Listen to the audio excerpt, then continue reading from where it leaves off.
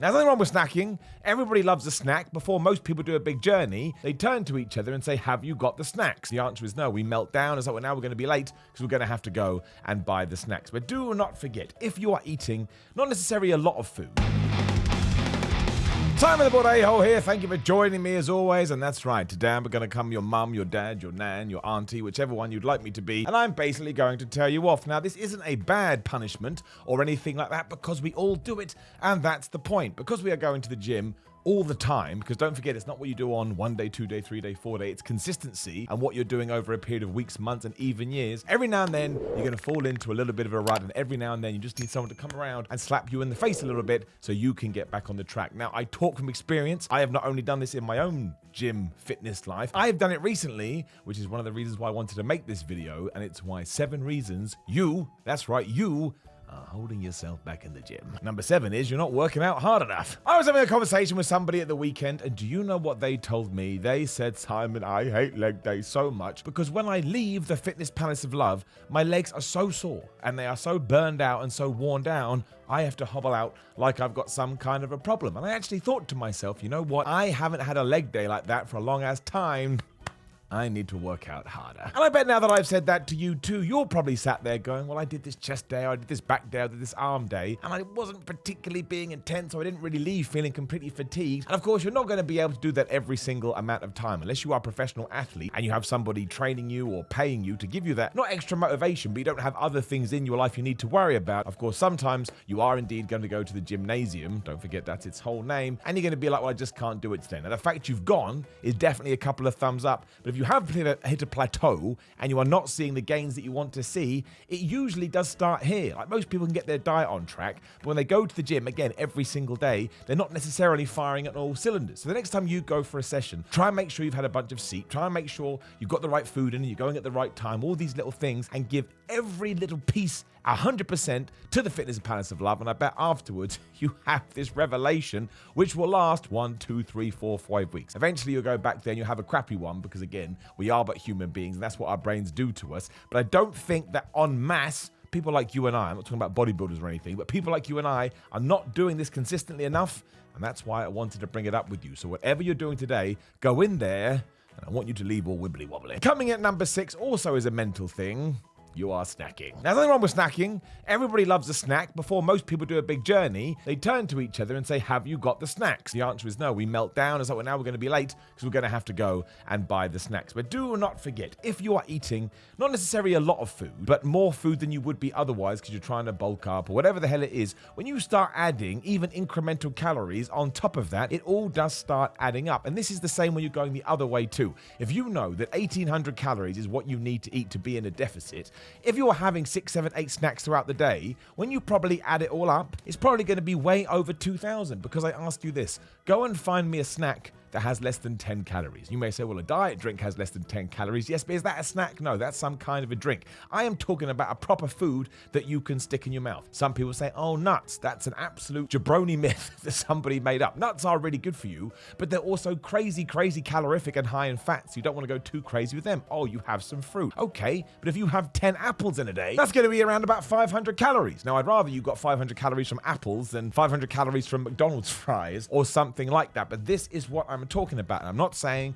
that you shouldn't stop eating your apples. If you love that apple and that apple makes you feel warm and fuzzy in your tum-tum, you take that apple and you make ferocious love to it. What I am saying is if you're looking in the mirror and you're not happy with your results, you're not happy with your progress, you're not seeing your abs or going the other way, you're carrying too much body fat, whatever the hell it may be, it's probably because you're doing this and you don't even realize it. I get it. I am the king of this club. I love eating. Doesn't matter what it is. As long as I've got a big plate of something, I want to shove it in your face, but that is going to be detrimental, there's that word again, to what you are trying to achieve. And actually, you can talk to a lot of people. There are television programs made about this where they say, I tell you, man, like my diet's on point and I've got a trainer and I'm doing this. And then you say to them, well, what else are you consuming? And they haven't even thought about this. And 9 times out of 10, it's chocolate too. Don't buy into all this nonsense that dark chocolate is good for you. Yeah, it is good for you. There's health benefits to it. But but not when it comes to losing weight. And in at 6 is you're forgetting the basics. Because everybody wants to do all the crazy stuff. Like if you go on TikTok or Instagram or YouTube Fitness today, it's all these confangled new modern methods that people are coming up with, or trying to do strange thing with drop sets or supersets, whatever it may be. Forget all about that. I'm not saying that you can't incorporate them, but I'm saying do not get obsessed with them. Because sometimes people go into the gym and they're like doing magic tricks.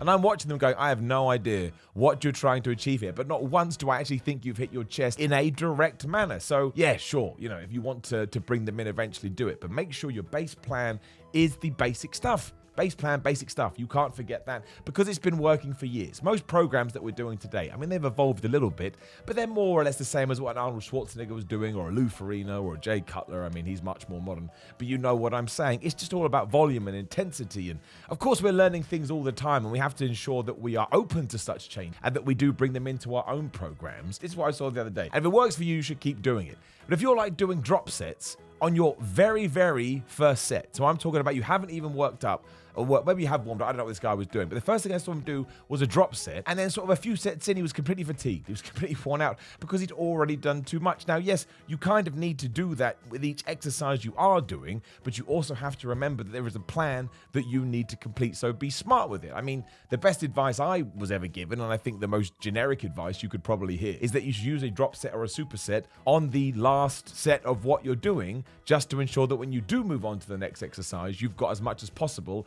out of the previous one. Now, like we did in the past, you can do a Ryan Hummerston, I can't remember his last name or how to pronounce it. You can do one of his, which is actually very focused on drop sets and supersets. But do I think that should be what someone does day one? No, I think that should be an advanced lifting program. I'm talking about people that are getting into the gym the first time, they're looking to see results, and they don't understand why it's not working properly. It's because you have totally forgotten the basics. Don't be pulled in by all the crazy magazine articles or even stuff that I may talk about on here. Remember and respect where you are.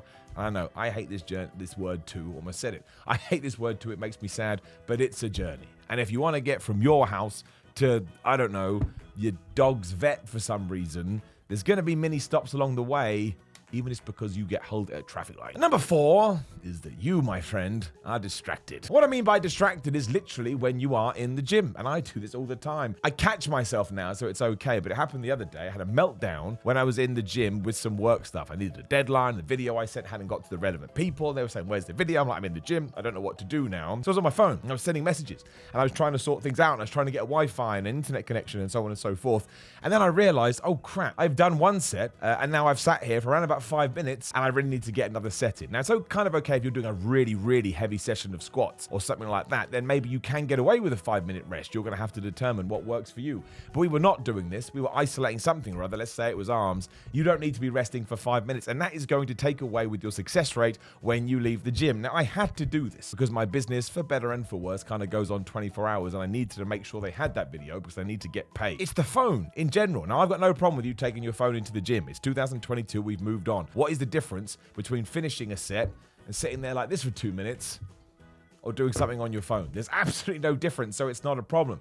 The issues do come in when you start looking at Twitter, Instagram, TikTok. Some people watch Netflix videos. That's not going to work. You are going to get completely engrossed by it, and all of a sudden you're going to look at the clock and 10 minutes are going to go by and you're not hitting the body hard enough. So of course, do whatever you feel like you need to do in your rest set, but make sure at the front of your mind is when the next set is coming, because that's something else that's good as well. That's one reason why it's probably good not to have a phone in the gym, because you can mentally be more engaged with what you're doing. That just makes sense. Like if I was doing this video, I was doing this the whole time, but saying, oh yeah, guys, you're really going to smash it in the gym, you're probably not going to believe me. When I put the phone down and I stare at you, you just get that connection, and it's the same with the gym. Number 3 is an interesting one. You're training at the wrong time. Now, I'm not saying there is a right or a wrong time to train. Like 9:32 on a Tuesday isn't like, whoa, and then 6:42 is like, oh no, I completely screwed it up. I am talking about the right time to train for you. Like, actually think, what have I eaten beforehand? How long ago did I eat? Did I get enough sleep? Do I train better in the evening? Do I train better in the morning? I totally understand you have to make it work with your schedule. The work is the most important thing, and you're gonna have friends, you're gonna have family,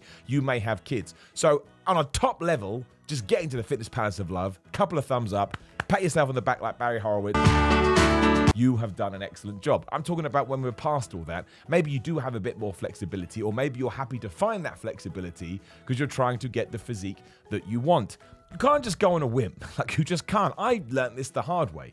sometimes I would sort of, forget when I wanted to go and things would pile up and I'd be like, oh man, I just have to go right now. Or I'm not going to get it in. And I only ate 30 minutes ago. And when you go to the gym and you haven't digested your food, your body is like, we've talked about it before, your body is like, what are you doing? You want me to digest and you want me to be energetic. I can't do more than one thing and you're pissing me off and you're going to have a bad workout. It's the same if you have a bad sleep and the first thing you do is go and work out. You're going to have a bad workout because you're tired. Maybe you haven't eaten enough food, enough carbs, whatever it may be. So you really do kind of have to go through your entire life and think to yourself, when am I at my most productive in the gym? Like, when am I smashing it the most? And just make that 80% of your workouts. If 20% have to be a crappy time because you're just doing it, that's better than not going. Sometimes I think people just think, I'm going to go to the gym right now. No, treat it like a meeting. Write it in. 3 p.m. on a Wednesday, I go then. Thursday, 2 p.m., whatever the hell it may be. And make sure you're front loading and back loading everything to make those sessions better. Because I bet 9 times out of 10 when you do go and you have a crappy one, it's because you're tired. And it's because maybe when you had a good one on the Monday, you had 4 meals. When you had a bad one on a Friday, you only had 2 meals. So you had more energy in you. Never forget that. What is calorie? A unit of energy.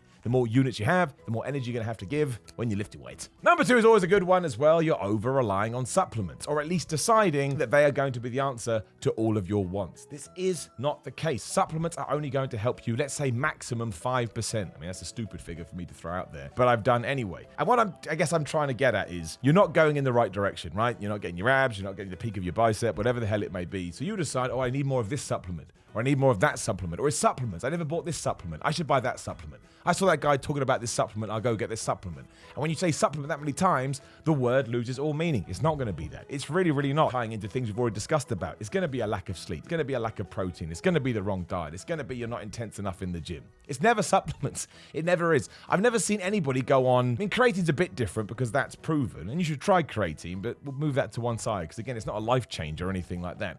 But I've never seen anyone go, oh, I need to be on omega fats or a multivitamin or vitamin C or GABA or any of these things and all of a sudden turn into a mass monster. I've never seen it. I'm not saying those people don't exist, but in 15, 20 or so years in the gym, I've never seen it happening. I've seen it help people, and I've seen it help people kind of, take what they already have and give it a little something extra, but it's never been the answer. It's always been the addition. So do not think you have to be shoving a bunch of pills down your gullet just because you see other people doing it. I'm not saying that you shouldn't take them, but I'm saying not only are you going to save some money, but you're not going to be distracted either, which again ties into the earlier one that we did.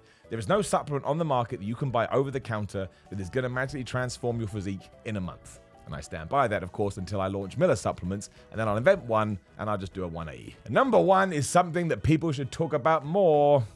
You're in need of a rest. That's right. You need to rest. You never hear that in videos. Even I started by shouting at you need to be more intense, you need to train hard enough, only because percentage-wise, more people do fall into that category. But sometimes, you just need to chill out. You need to have a day off, you need to have more sleep, you need to have a deload week. And in a deload week, it's literally where you just go 50, 60%. So you're still going to the gym and you're still stimulating your muscles, but instead of going in there and being like you're some kind of transformer, you just make sure you get it done. You do your 10 to 12 reps in your 3 sets, and you just sort of take it easy to allow your body to recover. Because do not forget, in the recovery phase is where you are growing. And if you've been going to the gym, let's say you've been hitting the gym pretty hard for 3 years, do you not think that you probably need just a little bit of time to recover and get back to 100%? Of course you do. Professional athletes do this, apart from professional wrestling. If you're a professional wrestler, you're never allowed to rest. But outside of that, let's take the Premier League, or it doesn't matter. Let's take the Premier League, right? The EFL. I mean, every manager will tell you all these players are being run into the ground, which is true. It's an argument we can have. But there is still a 3-month, 4-month period in the summer, which does seem to get smaller and smaller every single year, where they just chill out and play Nintendo. And it's got to be the same for you, because why can't you be training as hard as a professional athlete? Of course you can be. You don't have the same luxuries that you have. You don't have that motivation of, oh my gosh, I need to do this. But some people are still able to get in the same mindset. So the last thing you want to do is just throw that out the window because you didn't want to have a week off. You're allowed to have a week off. I think that's the problem with the internet and internet fitness, is that everyone goes the other way, but you are allowed to chill out. Like sometimes I always advocate, you've heard me say this 1,000 times, I would always advocate for going to the gym even when you don't feel like going to the gym, and just plan to do half your workout. So if it's going to be 2 hours, just do 1 hour, and you'll probably do the 2 hours. But there is an extra asterisk to this. Sometimes your body's saying, please don't go to the gym, please don't go to the gym, please don't go to the gym, please don't go to the gym. That's because it doesn't want you to go to the gym, because it knows you don't need to go to the gym. Your body knows, your brain knows. And as much as you like it, sometimes you do need to listen to that. So if you really do feel like you're banging your head against the wall and you can't see any changes, there is a good chance you just need to take your foot off the gas for a week. What's a week? There's 52 weeks in a year. I'm not going to work out. In fact, I will work out. I'll do it right now. I've changed my mind. What is the average amount of weeks a human will experience? I mean, that is the weirdest way to write that sentence, but it's more fun. Can Google even figure it out? World average human lifespan expectancy by country. No, just give me a random number. You'll probably live for about 3,962 weeks if you're female. Okay, that will do. That's from businessinsider.com.